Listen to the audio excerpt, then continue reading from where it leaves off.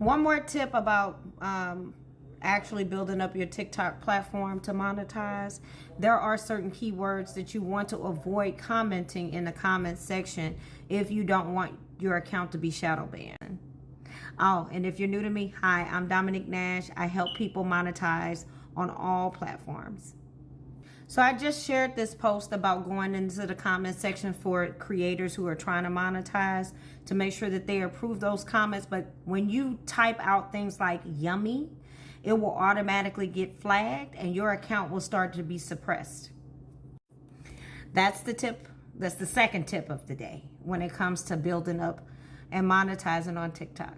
Just make sure that you fully watch each video that you like.